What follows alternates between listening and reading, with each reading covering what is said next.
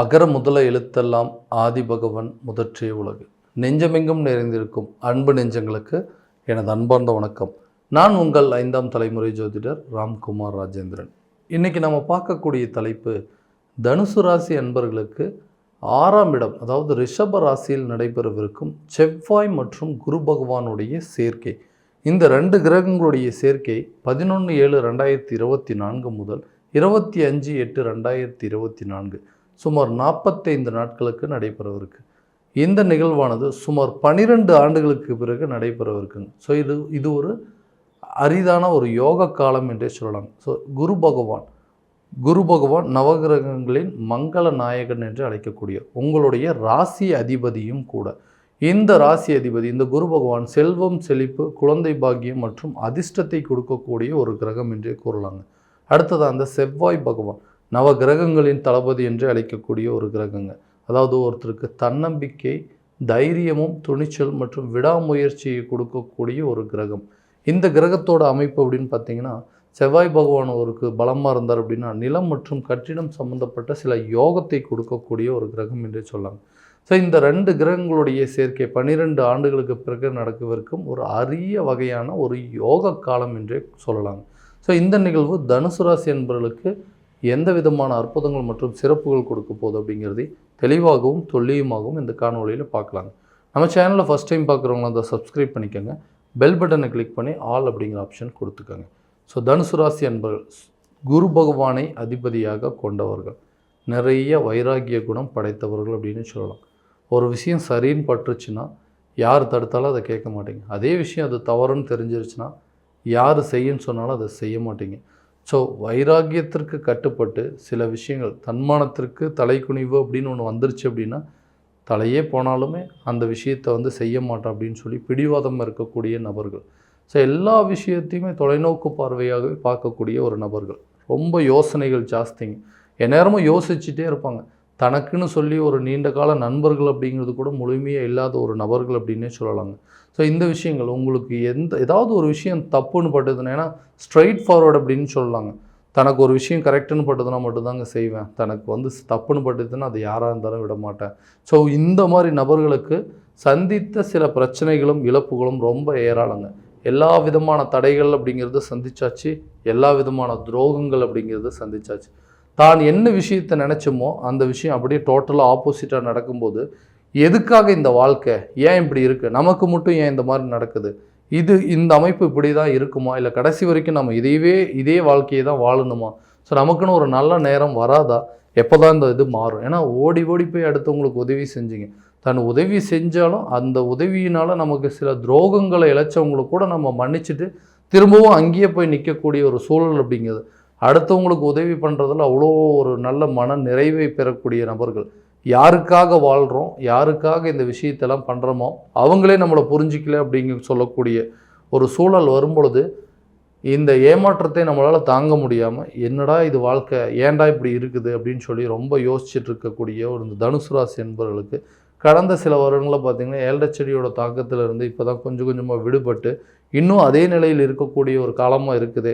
எப்போ தான் இந்த நிலை நமக்கு முழுமையாக மாறும், ஏன் இந்த பாதிப்பு, உடல் ரீதியாகவும் பாதிப்பு, மன ரீதியாகவும் சில பாதிப்புகள், பண ரீதியாகவும் பாதிப்புங்க. ஸோ இந்த 3 விஷயங்கள் ஒருத்தருக்கு இருக்கும்போதுங்க எந்த ஒரு விஷயத்தையுமே ஸ்ட்ராங்காக இறங்கி பண்ண முடியாது. ஸோ தைரியசாலிகள் என்று சொல்லக்கூடிய தனுசு ராசி என்பவர்களுக்கு இந்த காலகட்டங்களில் தைரியமும், துணிச்சல், தன்னம்பிக்கை எல்லாமே தன்னை விட்டு போக ஆரம்பிச்சிருச்சு அப்படிங்கிறத உணரக்கூடிய தருணமாக இருந்துகிட்டு இருந்தது. எல்லாமே இருக்குங்க, எல்லா தைரியமும் இருக்குது, எவ்வளோ பெரிய பிரச்சனை வந்தாலும் அதை ஃபேஸ் பண்ணக்கூடிய அளவுக்கு துணிச்சலும் இருக்குது. ஆனால் இருந்தாலும் மனசில் ஏதோ ஒரு பதட்டம். இந்த நிலை எப்போ தான் மாறும் அப்படின்னு சொல்கிறவங்களுக்கு இந்த குரு பகவானுடைய, செவ்வாய் பகவானுடைய சேர்க்கை இருக்கும் பொழுது கண்டிப்பாக இந்த காலகட்டங்களில் சில சூழல் அப்படிங்கிறது நமக்கு நிச்சயம் மாறக்கூடிய ஒரு காலமாக இருக்க போகுது. எப்படின்னு கேட்டிங்கன்னா, தொழில் ரீதியாக எடுக்கக்கூடிய சில முயற்சிகள். ஓகே, தொழில் நல்லா போயிட்டு இருந்தது ஒரு காலகட்டங்களில், தொழிலில் நான் தான் டாப்பாக இருந்தேன், என்னை பார்த்தா மற்றவங்களாம் பொறாமப்படக்கூடிய நிலை அப்படிங்கிறது இருந்தது.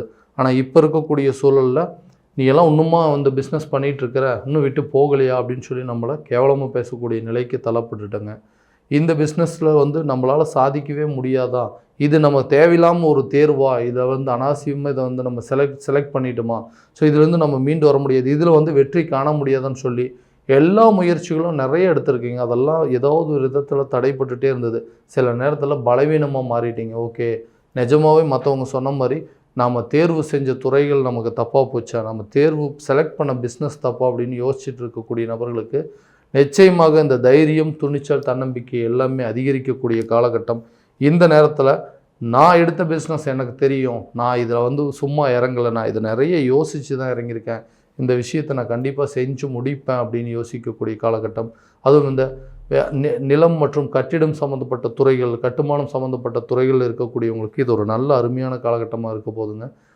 இந்த துறையில் நீங்கள் சாதிக்கக்கூடிய நிலை அப்படிங்கிறது உருவாகும். ஸோ புத்திசாலித்தனமாக யோசிக்கக்கூடியது, அந்த பிஸ்னஸ் மூலமாக நிறைய இன்கம் வரக்கூடிய ஒரு வாய்ப்புகள் அப்படிங்கிறது கண்டிப்பாக உருவாக்குங்க. அடுத்ததாக இந்த வேலை, நம்மக்கிட்ட எல்லா வேலையும் கொடுத்துட்றாங்க, எல்லா வேலையும் நம்ம இழுத்து போட்டு செய்கிறோம். சில நேரத்தில் அடுத்தவங்களோட வேலையை கூட நம்ம தான் செஞ்சிட்ருக்கோங்க. ஸோ நம்ம எல்லா வேலையும் செய்கிறோம், இவர்கிட்ட இந்த வேலையை கொடுத்தீங்கன்னா சூப்பராக செஞ்சு முடிச்சிடுவோம், ரொம்ப ஆக்டிவாக இருப்பாருங்க, பர்ஃபெக்டாக செஞ்சு முடிச்சிடுவார் அப்படின்னு சொல்லி சும்மா பேருக்காக எல்லா வேலையும் நம்ம தலையில் கட்டி விட்டுட்டுருக்குறாங்க. ஸோ இந்த வேலை எல்லாத்தையுமே செஞ்சுட்டு நான் எல்லா நேரத்துலையும் எல்லா இடத்துலையுமே பர்ஃபெக்டாக தான் இருக்கேன் அப்படின்னு சொல்லிட்டு நம்மளோட வேலையை செஞ்சுட்டு இருந்தவங்க இந்த வேலையில் நிறைய பிரச்சனைகள், ஸோ மன ரீதியாக சில குழப்பங்கள், உடல் ரீதியாகவும் சில பாதிப்புகள் எல்லாமே வந்துங்க. நம்மளால் ஒரு இடத்துல கான்சன்ட்ரேஷனை வேலை செய்ய முடியல. அடுத்தவங்களோட வேலை எல்லாத்தையுமே இழுத்து போட்டு நம்ம அவங்கக்கிட்ட எப்படியாவது ஒரு விதத்தில் நல்ல பேர் வாங்கிடணும்னு சொல்லிட்டு அடுத்தவங்க வேலையை, அவங்க கொடுக்குற எல்லா வேலையும் கஷ்டப்பட்டு செஞ்சு இதனால் மன உளைச்சலும் மன வேதனை அப்படிங்கிறது உருவாக ஆரம்பிச்சிருச்சு. ஸோ இந்த நிலை அப்படிங்கிறது மாறும். உங்களுடைய வேலையில் உங்களுக்குன்னு தகுந்த வேலை என்ன அப்படிங்கிறது தேர்வு செய்யக்கூடிய காலகட்டமாக இருக்க போதுங்க. இந்த வேலையில் நமக்கு பிடிக்காம தான் சில விஷயங்கள் செஞ்சிட்ருக்கோம். ஸோ நமக்கு பிடிச்ச வேலை ஒரு இடத்துல இருக்குது, அந்த வேலைக்கு முயற்சி பண்ணுவோம் அப்படின்னு சொல்லி தெரிஞ்சுக்கிட்டு அதற்குண்டானபடி ஒரு சில முயற்சிகள் எடுக்கிறது. அதே போல் இருக்கிற இடத்துலேருந்து வேற ஒரு இடத்துக்கு டிரான்ஸ்ஃபர் அப்படிங்கிறது கிடைக்கக்கூடிய வாய்ப்பு, இல்லை இதே டிபார்ட்மெண்ட்லேருந்து வேற ஒரு டிபார்ட்மெண்ட்டுக்கு டிரான்ஸ்ஃபர் பண்ணுறதுக்கான சூழல் அப்படிங்கிறது எல்லாமே கண்டிப்பாக உருவாகக்கூடிய காலகட்டமாக இருக்க போதுங்க. இந்த குரு மற்றும் சனி பகவான், அதோ குரு மற்றும் செவ்வாய் பகவான் 2 கிரகங்களுடைய சேர்க்கை அப்படிங்கிறது. அடுத்ததாக இந்த திருமணம் சார்ந்த சில பந்தங்கள் அப்படி. ஸோ திருமணம் அப்படிங்கிறதே எனக்கு லேட்டு தாங்க, திருமணம் அப்படிங்கிற ஒரு அமைப்பே இருக்குதா, ஏன் இப்படி டிலே ஆகிட்டே இருக்குது, நானும் எல்லாத்துக்கும் எனக்கு பின்னாடி இருந்தவங்க எல்லாத்துக்குமே திருமணம் நடந்துருச்சு, ஆனால் நான் எதிர்பார்த்த ஒரு வாழ்க்கை அமைப்பு அப்படிங்கிறது வரவே இல்லை. இப்படி தான் இருக்கணும், எனக்கு வரப்போகிற ஹஸ்பண்ட் இப்படி தான் இருக்கணும், எனக்கு வரப்போகிற ஒய்ஃப் இப்படி தான் இருக்கணும் அப்படின்னு சொல்லி நிறைய எதிர்பார்ப்புகள் எல்லாம் இருந்து அந்த எதிர்பார்ப்புகள் ஏமாற்றம் அப்படிங்கிறது தான் மிச்சம். கடைசியில் கிடைச்ச வாழ்க்கையாவது நம்ம ஏற்றுக்கலாம், இதுதான் நம்மளோட லைஃப் அப்படின்னு சொல்லி சரி ஓகே நமக்குன்னு பார்த்து எது அமைஞ்சிருக்கோ அதையவே நம்ம செஞ்சுக்கோ அப்படின்னு நினச்சா கூட அதுலேயும் சில தடைகள் அப்படிங்கிறது. ஸோ திருமணம் அப்படிங்கிற ஒரு பந்தமே நமக்கு இல்லாமல் போயிருச்சா, திருமணம் அப்படிங்கிற ஒரு அமைப்பே இல்லையா அப்படின்னு யோசிச்சுட்டு இருக்கக்கூடிய நபர்களுக்கு இந்த காலகட்டங்களில் திருமணம் சார்ந்து எடுக்கக்கூடிய முயற்சிகள் அப்படிங்கிறது நல்ல ஒரு பலன் அப்படிங்கிறது இருக்குங்க. அதே போல் 2வது திருமணம் அப்படிங்கிறது ஓகே, ஃபஸ்ட் லைஃப் தான் நமக்கு சரியான விதத்தில் இல்லை, அட்லீஸ்ட் செகண்ட் லைஃப் அப்படிங்கிறது ஒன்று இருந்தால் நல்லாயிருக்கும். ஸோ அட்லீஸ்ட் அதுக்குண்டான முயற்சிகள் இந்த நேரத்தில் எடுக்கலாமா, நமக்கு திருமணம் நடக்குமா அப்படின்னு யோசிச்சுட்டு இருக்கக்கூடியவங்களுக்கு இந்த காலகட்டங்களில் 2வது திருமணத்திற்கு உண்டான சில பந்தங்கள் அப்படிங்கிறது உருவாகுங்க. அடுத்ததாக இந்த கணவன் மனைவிக்கிடையே இருக்கக்கூடிய கருத்து வேறுபாடுகள் அப்படிங்கிறது எதுக்கு எடுத்தாலும் சண்டை போட்டுகிட்டே இருக்குங்க. உனக்கு எனக்கு செட்டே ஆகாது, உன்னோட லைஃப் வேறு என்னோடய லைஃப் வேறு அப்படின்னு சொல்லி 2 பேருமே வாக்குவாதங்கள் செய்யக்கூடிய காலகட்டமாக இருந்திருக்கும். எதனால் அப்படின்னு கேட்டிங்கன்னா ஒருத்தருக்கு ஒருத்தர் புரிந்து கொள்ளக்கூடிய மனத்தன்மை அப்படிங்கிறதே இல்லாமல் இருந்தது. குரு பகவானுடைய அந்த 5ஆம் இடத்துல குருவுடைய ராகு பகவானுடைய சேர்க்கை இருந்தது. ஸோ அந்த குடும்பத்தில் தேவையில்லாத சில குழப்பங்கள், தேவையில்லாத சில பிரச்சனைகள், நிறைய சங்கடங்கள் அப்படிங்கிறது உருவாயிருக்கும். உனக்கு இனிமேல் உனக்கு எனக்கு ஆகாது, சரி பேசாமல் நம்ம 2 பேரும் பிரிஞ்சிடலாம் அப்படின்னு சொல்லிட்டு இருந்தவங்க அடுத்ததாக ஓகே நமக்கு நம்மளை எதிர்பார்த்து நம்மளாக தேடி போன வாழ்க்கை தான் சரியாக இல்லை, அட்லீஸ்ட் நம்மளை தேடி வரக்கூடிய வாழ்க்கையாவது இனிமேல் நல்லபடியாக இருக்குமா அப்படின்னு யோசிச்சுட்டு அதுலேயும் சில மனக்குழப்பங்கள் அப்படிங்கிறதெல்லாம் கொண்டு வந்துட்டு இருக்கக்கூடிய நிலை அப்படிங்கிறது நடந்துட்டு இருந்ததுங்க. ஸோ இந்த குரு பகவானுடைய பார்வை உங்களுடைய குடும்பஸ்தானத்தை மேலே படும் பொழுது இதுவரை கணவன் மனைவிக்கிடையே இருக்கக்கூடிய கருத்து வேறுபாடுகள் அப்படிங்கிறது கண்டிப்பாக விலகுங்க. தேவையில்லாத நபர்களுடைய சேர்க்கை, தேவையில்லாத நபர்களுடைய பேச்சுக்களை எடுத்து பேசுறது அப்படிங்கிறது டோட்டலாக குறைச்சிட்டிங்கன்னா கண்டிப்பாக இன்னும் பிரச்சனைகள் நல்லா சால்வ் ஆகுங்க.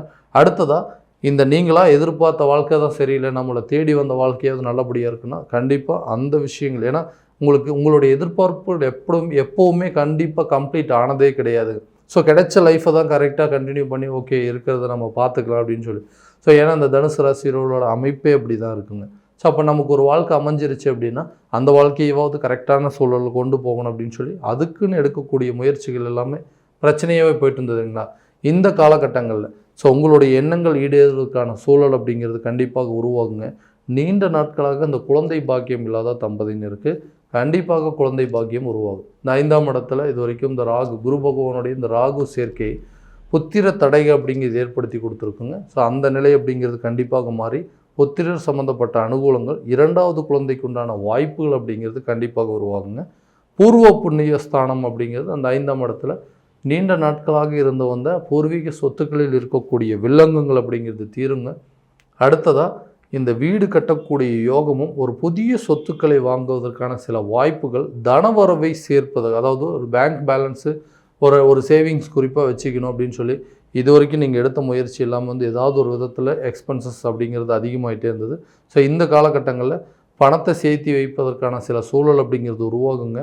வண்டி வாகனங்கள் வாங்குவதற்கான யோகம், சொத்துக்களை, பூர்வீக சொத்துக்களை உங்கள் கைக்கு சேர்றதுக்கும், அதே நேரத்தில் அந்த சொத்துக்களை விற்பனை செய்வதற்கான சில வாய்ப்புகள் அப்படிங்கிறது நிச்சயமாக உருவாகுங்க. அடுத்ததாக இந்த உடல் ஆரோக்கியம் சார்ந்த சில விஷயங்கள், உடலில் தேவையில்லாத சில பாதிப்புகள் அப்படிங்கிறது கொடுக்குங்க. ஏன்னா சரியாக தூக்கம் இருக்காது. தூக்கம் இல்லாமல் வந்து நிம்மதியே இல்லை. தூக்கமே இல்லை அப்படின்னா உடல் எப்படி ஆரோக்கியமாக இருக்குங்க? சரியாக தூக்கம் வரதில்லை. தோல் சம்மந்தப்பட்ட சில அலர்ஜிகள் அப்படிங்கிறதுலாம் வந்துகிட்டே இருக்குங்க. நைட் ஆனால் உடல்லலாம் சோர்வு நிலையாக இருக்குது. இந்த நிலையெல்லாம் எங்களுக்கு எப்போ தான் மாறும் அப்படின்னு கேட்டிங்கன்னா, கண்டிப்பாக இந்த செவ்வாய் பகவான் வந்து 6ஆம் இடத்துல, ஏன்னா 6ஆம் இடம் அப்படிங்கிறது இந்த நோய் ஸ்தானம்னு சொல்லுவாங்க. ஸோ அந்த இடத்துல இந்த செவ்வாய் பகவானுடைய சேர்க்கை இருக்கும்பொழுது நீண்ட நாட்களாக இருந்த அந்த உடல் ரீதியான பாதிப்புகள் அப்படிங்கிறது தீருங்க. தூக்கமின்மை பிரச்சனை கண்டிப்பாக தீரும். வயிறு சம்மந்தப்பட்டு இருக்கக்கூடிய கோளாறுகள் அப்படிங்கிறது கண்டிப்பாக விலகுங்க. அடுத்ததாக இந்த குழந்தைகளுடைய கல்வியில் நல்ல ஒரு மேன்மை அப்படிங்கிறது இருக்கும். ஏன்னா இந்த 2ஆம் இடம் குரு பகவானுடைய பார்வை இருக்கிறதுனால கல்வி சார்ந்த நல்ல ஒரு முன்னேற்றம் அப்படிங்கிறது இருக்குங்க. கடனை அடைச்சிட்றேன், கடனை வந்து திரும்ப கொடுத்துட்றேன், வாங்கின பணத்தை திரும்ப கொடுத்துட்றேன்னு நீங்கள் வாக்குறுதி கொடுத்த இடத்துலலாம் இது வரைக்கும் அதாவது அந்த வாக்குறுதியை காப்பாற்ற முடியாத நிலை அப்படிங்கிறது உருவாயிருக்கும். ஸோ இந்த காலகட்டங்களில் கடனை அடைப்பதற்கான சில சூழலும், ரொம்ப நாளாக சொல்லிகிட்டே இருந்தோம் இல்லைங்களா, உங்களுக்கு இந்த பணத்தை நான் எப்படியும் கொடுத்துருவேன்னு சொல்லி, அந்த கடனை திரும்ப அடைப்பதற்கான சில வாய்ப்புகளை உருவாக்கக்கூடிய காலகட்டமாக இந்த குரு மற்றும் செவ்வாய் ஆகிய 2 கிரகங்களுடைய சேர்க்கையானது இருக்க போகுதுங்க. இது வரைக்கும் நம்ம பார்த்ததெல்லாம் பார்த்திங்கன்னா கோட்சார பலன்கள் மட்டும்தான். இந்த பலன்கள் அனைத்தும் உங்களுக்கு நடக்குமா அப்படின்னா, உங்களுடைய ஜனன ஜாதகத்தை முழுமையான விதத்தில் தெரிஞ்சுக்கிட்டு அதற்குண்டானபடி சில முயற்சிகள் எடுத்தீங்க அப்படின்னா எல்லா விதமான வெற்றிகள் அப்படிங்கிறது உங்களுக்கு கண்டிப்பாக கிடைக்குங்க. உங்களுடைய ஜாதகம் எங்கிட்ட பார்க்கணும் அப்படின்னு ஆசைப்பட்டீங்கன்னா கீழே இருக்கிற நம்பருக்கு கான்டாக்ட் பண்ணி அப்பாயின்மெண்ட் ஃபிக்ஸ் பண்ணிக்கோங்க. அப்படி இல்லையா உங்களுடைய ஜாதகத்தை வாட்ஸ்அப் மூலமாக அனுப்பிச்சி வச்சிங்க அப்படின்னா தெளிவான முறையில் கணிச்சு துல்லியமான பலன்கள் அப்படிங்கிறது உங்களுக்கு தெரியப்படுத்தப்படுங்க. மீண்டும் அடுத்த காணொளியில் உங்களை சந்திக்கும் வரை உங்களிடமிருந்து விடைபெறுவது உங்கள் ராம்குமார் ராஜேந்திரன். நன்றி.